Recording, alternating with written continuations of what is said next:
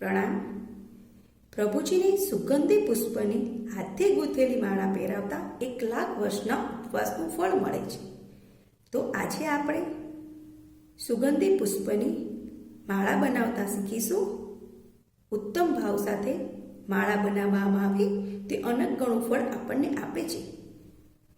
પુષ્પની માળા બનાવવા માટે અખંડ, તાજા અને સુગંધી પુષ્પોનો ઉપયોગ કરવો. વાસી, તૂટેલા પુષ્પો વાપરવા નહીં. પુષ્પનો હાર બનાવવા માટે આપણે નાળા ચેરી અથવા તો દોરાનો ઉપયોગ કરવો. આ કાચો દોરો છે, પાકો દોરો યુઝ કરવો નહીં, કારણ કે જો પાકા દોરાનો હાર બનાવીને પ્રભુજીને પહેરાવવામાં આવે તો તેને કાપતી વખતે કાતરનો ઉપયોગ કરાય છે, જેથી આસાત ના થાય. તેથી કાચો દોરો અથવા તો નાળા ચોળીનો ઉપયોગ કરીને હાર બનાવો. તો આપણે હાર બનાવવાની શરૂઆત કરીશું. ખૂબ જ ઇઝી રીતે આપ હાર બનાવી શકશો.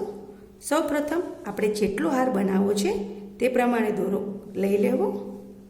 આ દોરો હાથેથી તૂટી જાય છે. 8 કર્મના ક્ષય માટે 8 પુષ્પનો હાર બને તો ચડાવો.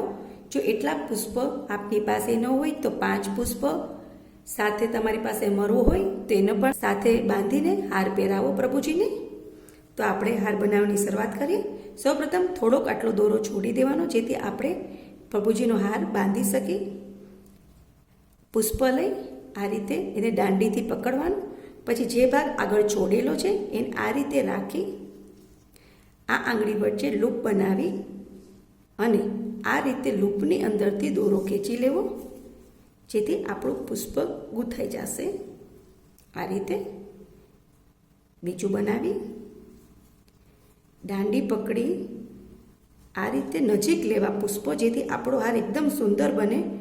2 ફૂલ વચ્ચે બહુ ડિસ્ટન્સ ન રાખવું. આ રીતે કરી આ લૂપની અંદર આંગળીનો જે લૂપ બનાવ્યો છે એની અંદરથી આ દોરો આ રીતે ખેંચી લેવો. આ રીતે આપણી પુષ્પની માળા તૈયાર થઈ જશે.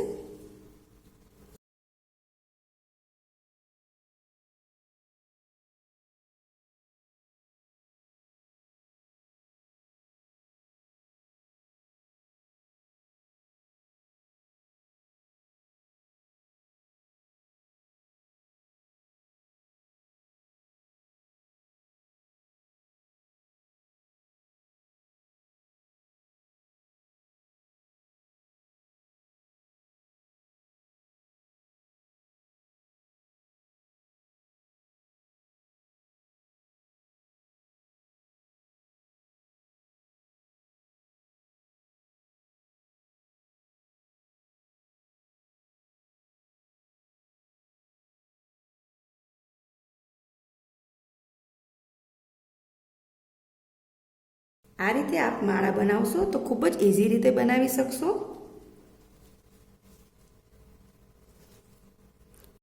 જેમ જેમ પ્રેક્ટિસ કરશો એમ એકદમ ઝડપથી તમે માળા બનાવી શકશો. આ આપણો 8 પુષ્પનો હાર તૈયાર થઈ ગયો છે. આપ જોઈ શકો છો કેટલું ઝડપથી બની જાય છે.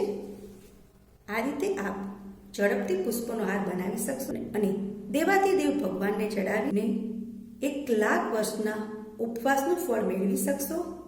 ખૂબ જ તમે ભાવ સાથે જો આ હાર બનાવશો તો તમારા અનંતા કર્મો છૂટી જશે. જ્યારે આપણે ભગવાન એક પુષ્પ ચડાવી છે ત્યારે તે પુષ્પ પૂજા ગણાય છે, પણ જ્યારે આપણે ભગવાનને હાર ચડાવી છે ત્યારે એ અલંકાર પૂજા કહેવાય છે. એટલે આપ જો આ પુષ્પની માળા ભગવાનને પહેરાવશો તો આપને અલંકાર પૂજાનો પણ લાભ મળશે. પ્રણામ.